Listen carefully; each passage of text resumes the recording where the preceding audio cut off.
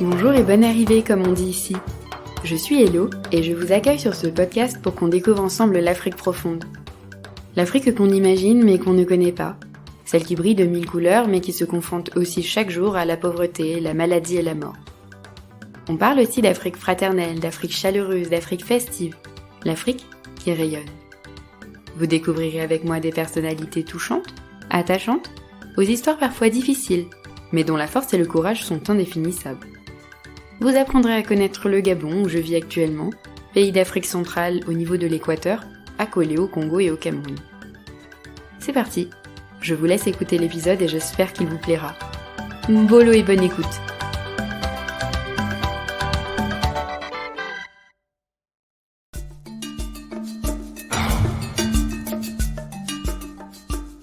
Lorsqu'on se retrouve maire d'une ville qui brillait il y a 30 ans, qu'on appelait le Petit Paris, et qui vivait de l'extraction de l'uranium, comment continuer de maintenir ce dynamisme et cette vie lorsque les sources sont épuisées et que la population se délocalise? C'est ce que Fabrice, maire engagé de Mounana, va nous raconter. Au travers de son récit, vous verrez qu'avec sa volonté et sa motivation, il parvient à relever des montagnes.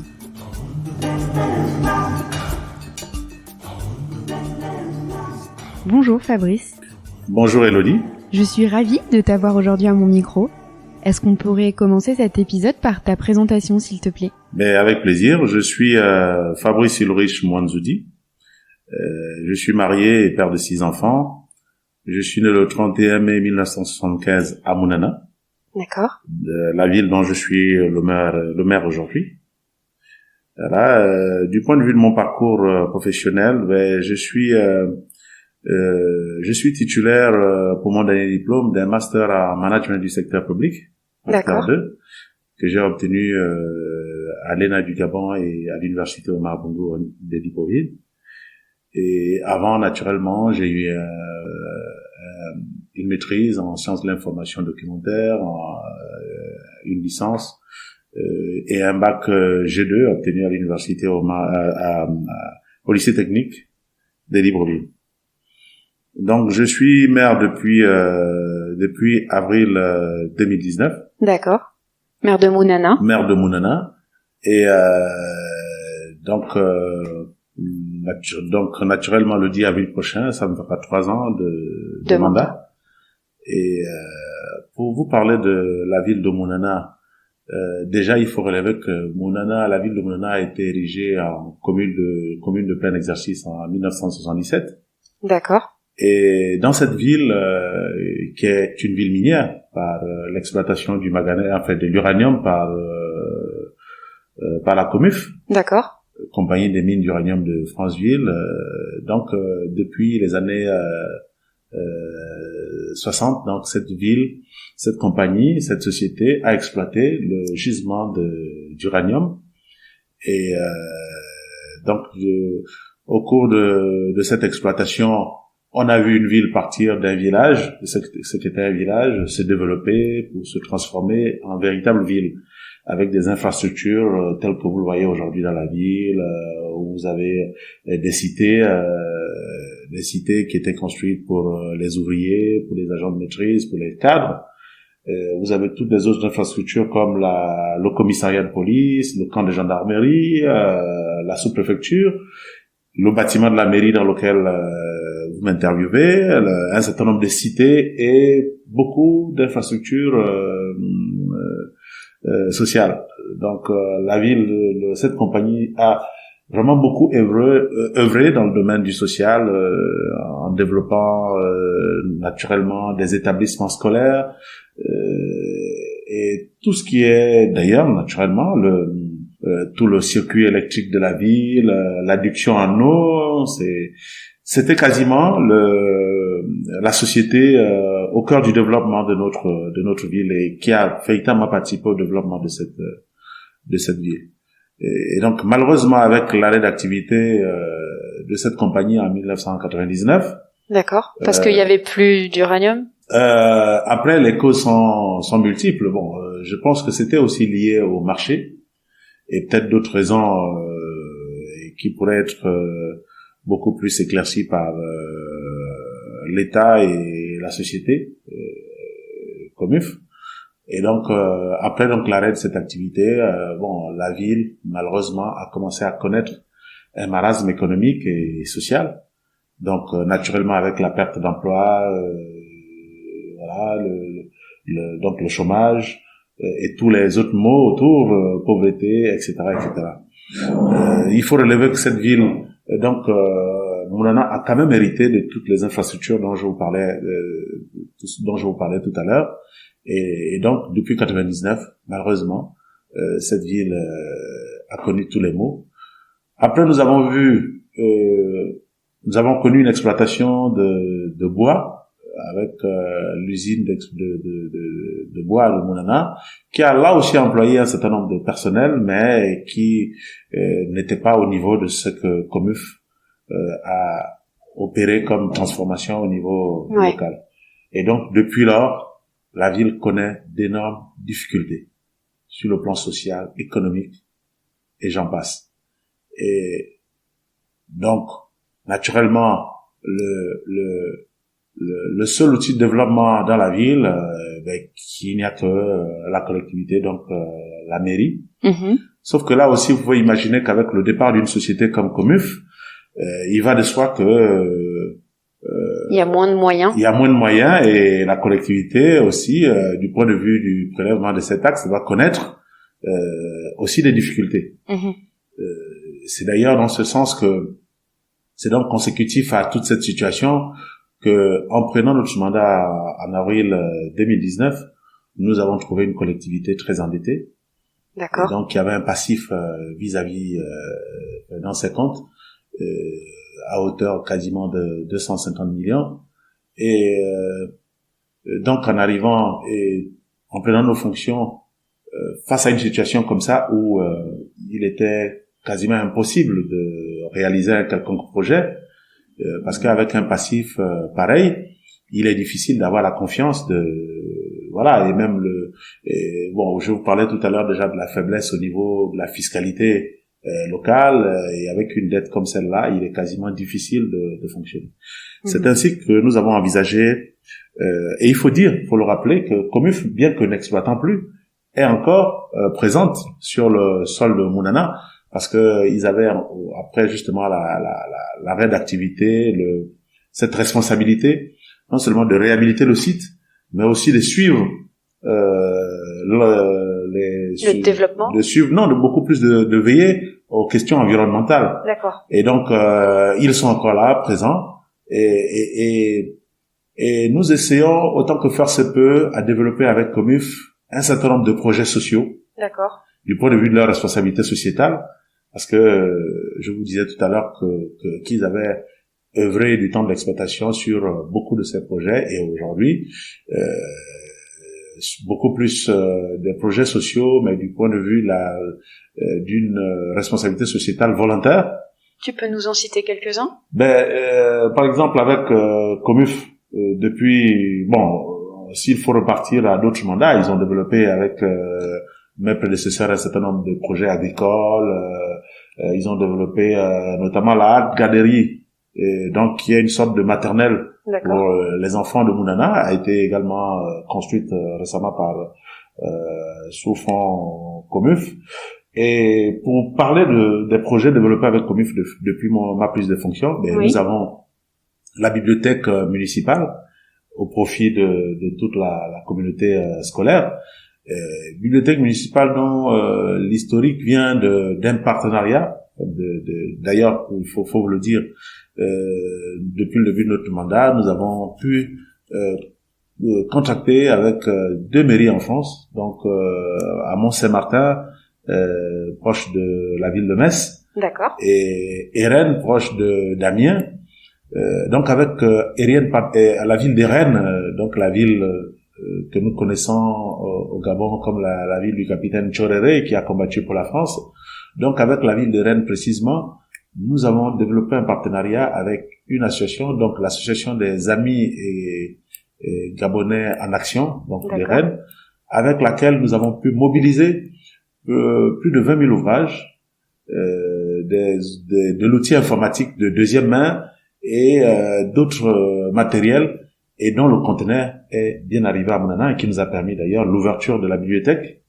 Et donc, avec justement cet acquis, c'est-à-dire ces ouvrages et ces ordinateurs, Comuf, au regard de cet effort fait par le bureau du conseil municipal, nous a accompagnés dans l'aménagement de cette bibliothèque, qui est aujourd'hui donc la bibliothèque Adrien Mapoba, qui est une bibliothèque municipale, et qui sert au lycée et aux écoles primaires de la place dans le cadre de leur recherche documentaire.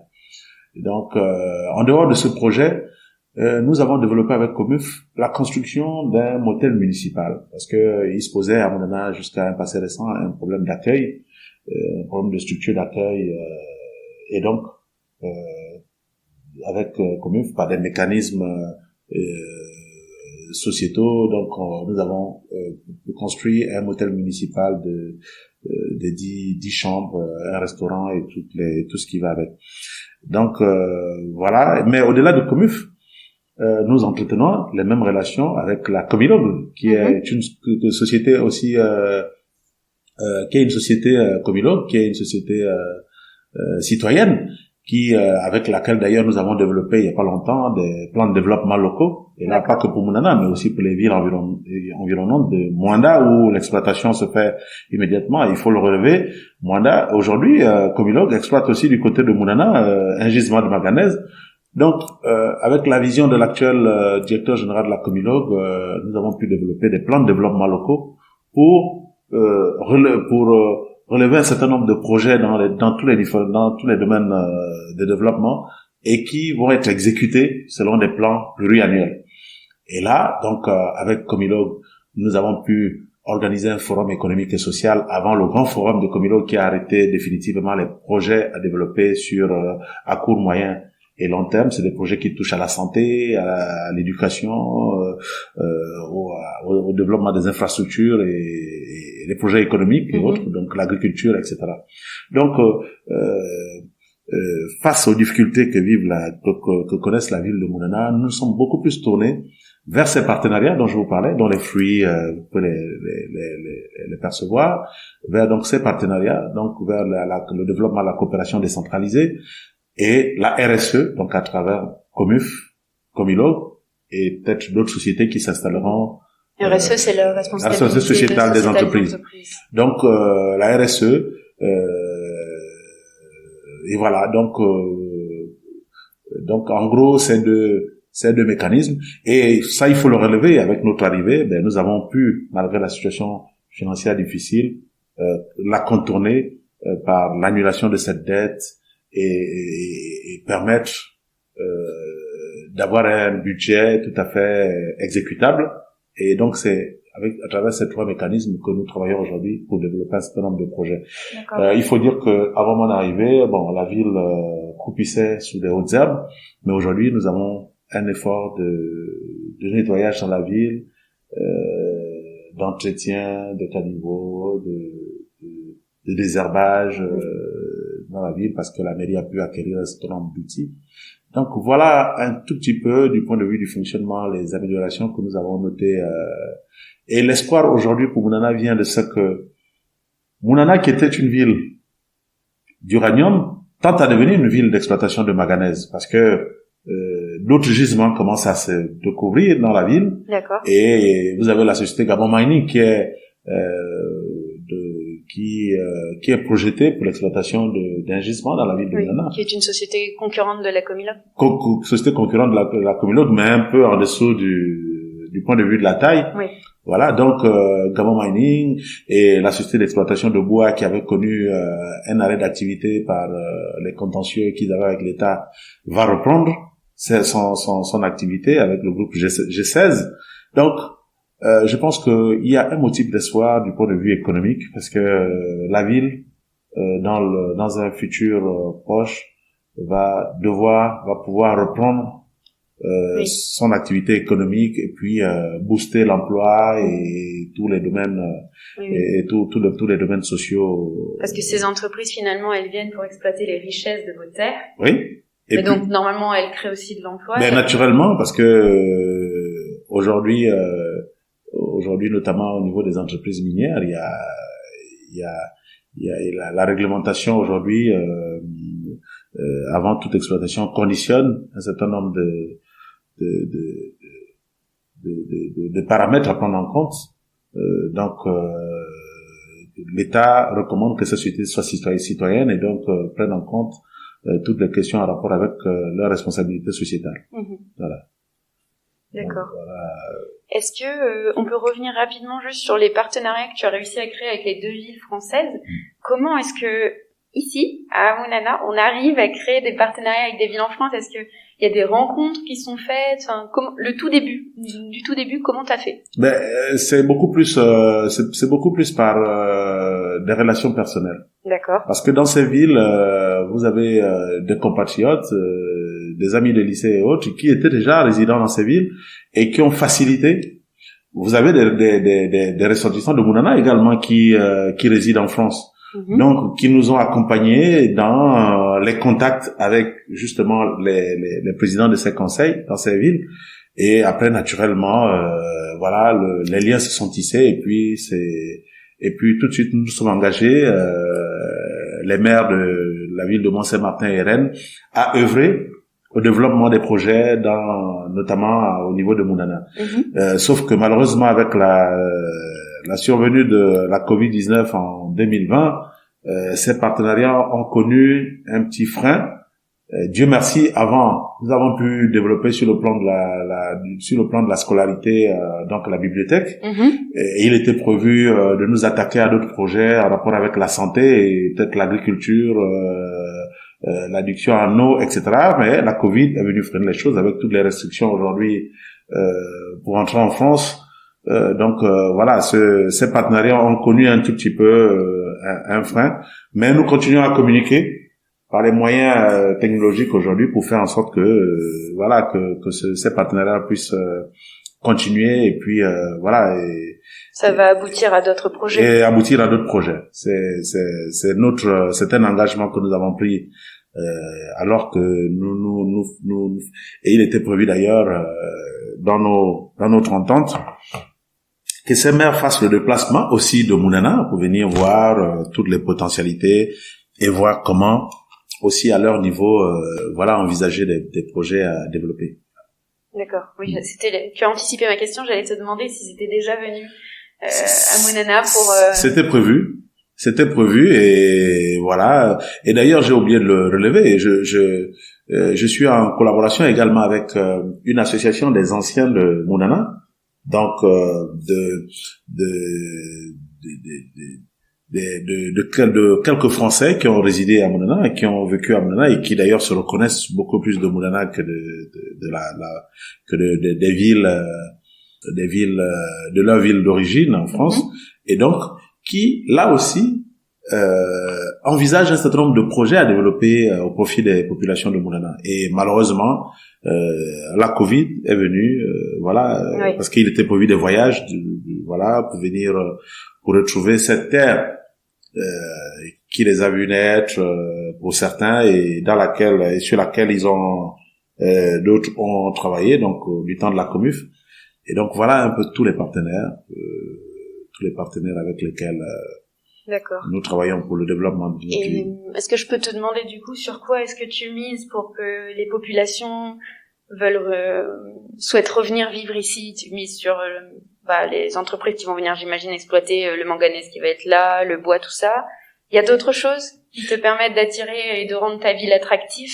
Ben oui, parce que aujourd'hui, avec tous les opérateurs, parce que la ville voisine de Moanda, où est exploité principalement le manganèse, regorge un certain nombre d'entreprises autour, donc de sous-traitants, que je me force à faciliter l'installation sur le sol de Monana, parce que nous sommes à 15 minutes de Moanda en voiture, donc que je me force d'installer à Monana pour justement permettre de créer de recréer de l'activité, de booster les commerces,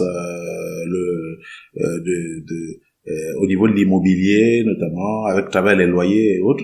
Donc c'est déjà cela, mais aussi, comme je vous le disais tout à l'heure, un certain nombre de projets économiques et sociaux ont été prévus dans le cadre du plan de développement local de notre ville pour permettre un retour des populations à Mounana à travers l'agriculture, à travers et comme je vous le disais, avec les sociétés qui s'installent ou qui reviennent, naturellement, les populations ne peuvent que revenir vu que des emplois vont être générés. Donc, je mets sur plusieurs domaines, sur le plan du tourisme, sur le plan du tourisme, sur le plan de l'agriculture, sur le plan voilà, de tous les domaines de développement. L'agriculture, par exemple, c'est quoi? C'est aider certains agriculteurs à acquérir des terres et à lancer une culture de... Exactement, c'est-à-dire que même en lançant, par exemple, en revenant sur l'exploitation, par exemple, de cacao, de café, ben naturellement, ça demande de la main-d'œuvre, donc et ça crée des emplois, y compris les autres cultures, c'est-à-dire que c'est donner effectivement, c'est faciliter l'accès au terrain pour que les gens puissent cultiver, c'est leur donner c'est leur permettre un certain nombre d'avantages, notamment fiscaux, pour justement faire en sorte qu'ils choisissent d'investir à Mounana ou ailleurs. Voilà. D'accord. Voilà. Ok. Du coup, je vais te demander demain, Mounana, c'est quoi? Mais finalement, on en a un petit peu parlé. Est-ce que tu as autre chose à rajouter? Oui, comme vous le savez, le temps des mandats qui dure 5 ans, c'est pas toujours évident de faire tout ce que tu as envie en 5 ans. De faire tout ce qu'on veut. Mais je pense que Mounana, contrairement à ce que pensent les pessimistes, je pense que c'est une ville en devenir. C'est une ville qui économiquement va revivre à travers aujourd'hui tous les gisements qui sont découverts ici et là, à travers tous les atouts sur le plan de l'exploitation du bois, donc du manganèse désormais, et de toutes les autres ressources. C'est une ville, à mon avis, qui va économiquement revivre et qui va permettre un retour de population comme ce fut le cas dans le passé avec la Comuf. Donc c'est une ville pleine d'atouts où d'ailleurs j'invite pas mal d'investisseurs selon les domaines à venir investir et s'y installer. C'est une ville qui présente des perspectives intéressantes pour l'avenir. On parlait d'un petit Paris avant, il faudrait que ça redevienne un petit Paris. C'est le souhait parce que c'était un petit Paris, c'était moi comme j'ai l'habitude de le dire, c'était comme une petite ville de France au Gabon. Où on avait toutes les commodités, où l'actualité en France avait tout de suite à Mounana, donc il y avait même un théâtre ou un cinéma. Bien sûr, il y avait tout ce que vous voulez, il y avait des cinémas, il y avait des aires de jeu, de piscines, de tout ce que vous pouvez imaginer. Il y avait des foyers pour les travailleurs, c'était havre de paix. D'ailleurs, on avait un aérodrome qui permettait à l'avion de la compagnie d'atterrir, donc c'était une petite ville française, vraiment qui présentait toutes les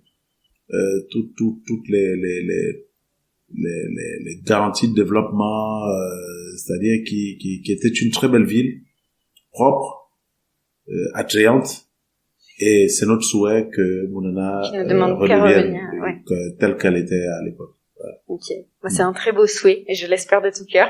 Ben voilà, par la grâce de Dieu, nous souhaitons le retour de Mounana parmi les villes économiques viables. Voilà. D'accord.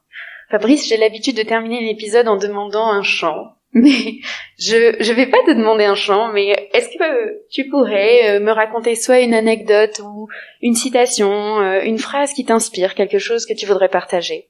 Alors, il y a je ne suis pas bon chanteur, donc d'ailleurs, si tu me demandais de chanter, je sais administrer une ville, j'ai des compétences en administration, mais chanter, pas tout à fait. Mais par contre, il y a un proverbe qui m'a inspiré au début de mon mandat, alors que je faisais le tour des quartiers pour recueillir les avis des populations et cerner les besoins des populations, en présentant d'ailleurs la situation économique difficile de la ville, en présentant la situation financière difficile de la collectivité. Alors un sage va me dire dans un quartier, mon fils, celui qui veut trouve les moyens, et celui qui ne veut pas trouve des prétextes. C'était une façon de me dire, oui, la situation est difficile, mais si tu veux, tu peux. Et ça, je peux te dire que c'est-à-dire que cette citation, ce proverbe m'a beaucoup inspiré et m'a donné plus de force à aller chercher des moyens. Parce que j'aurais pu m'asseoir sur la situation financière de la mairie et me dire que rien n'est possible, qu'on pouvait rien faire. Mais cette citation, la parole de ce sage m'a amené justement à rechercher ici et là toutes les sources de revenus pour la ville de Mounama. Et je continue à le faire aujourd'hui pour le bien des populations de ma ville. Mais si j'ai bien regardé toutes les affiches des maires qu'il y a eu avant toi, t'es un des plus jeunes. Je pense que oui. Donc la jeunesse aide aussi, j'imagine, à avoir plus de dynamisme, de motivation. Je pense aussi que oui. Et je pense que il suffit pas d'être jeune, mais beaucoup plus d'avoir des compétences, une vision et surtout vouloir. Vouloir, parce que je suis né dans cette ville, c'est ma ville natale, et bien qu'ayant occupé certaines fonctions au niveau de l'administration centrale, un jour j'ai choisi d'être maire et j'ai voulu et je continue à le faire avec la grâce de Dieu, à faire des choses pour ma ville, à faire du bien pour mes populations, naturellement à la hauteur des moyens dont je dispose. Ok. Voilà. Merci beaucoup Fabrice. C'est moi qui te remercie, Elodie. J'ai passé un agréable moment avec toi. C'était pour moi un plaisir de me livrer à cet exercice. Encore merci. Voilà, c'est la fin de cet épisode. Je vais vous laisser à présent. Si vous avez aimé, n'hésitez pas à liker, à partager et à en parler autour de vous. Et je vous dis à bientôt sur Hello Africa. Dream